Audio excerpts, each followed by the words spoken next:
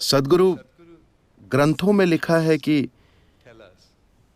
इस दुनिया में जो कुछ भी हो रहा है, साथ ही हमारे जीवन में जो कुछ भी होता है, वो पहले से तय है।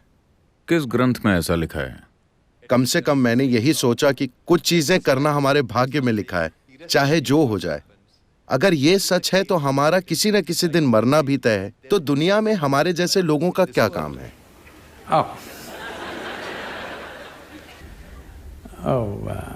निश्चित रूप से मरना हमारी किस्मत में है। लोग आकर मुझसे कहते हैं, सद्गुरु ये आदमी मेरा दुश्मन है, मैं उसे सहन नहीं कर सकता। मैं कहता हूं बस इंतजार कीजिए, वो मर जाएगा। आपको कुछ नहीं करना है, बस इंतजार कीजिए, बस धीरज रखिए।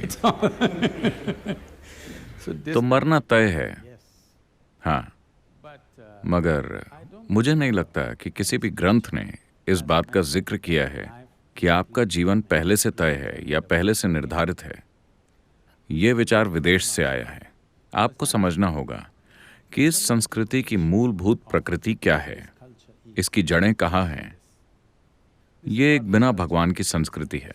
आपको ये समझना होगा, इस देश में कभी भगवान की कोई धारणा नहीं रही है। वो धारणा विदेश से आई है।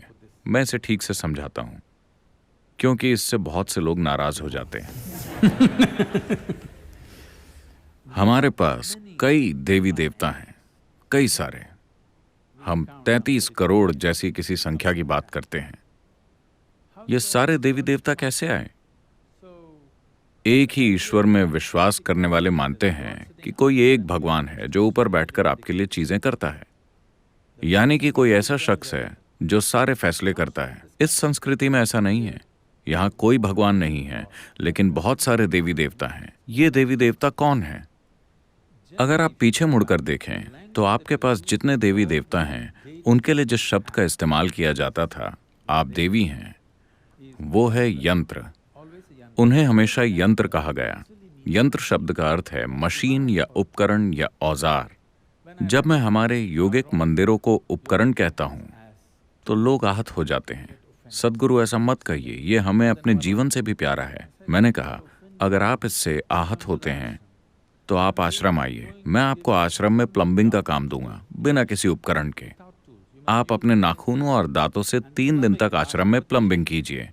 3 दिन के बाद मैं आपको एक चेन रेंच या स्पैनर दूंगा। आप उसकी पूजा करेंगे या नहीं? आप उस औजार की पूजा करेंगे या नहीं अपने सारे दांत खोने के बाद? तो औजार की ताकत, हमने उपकरण या औजार की ताकत को हमेशा से जाना है।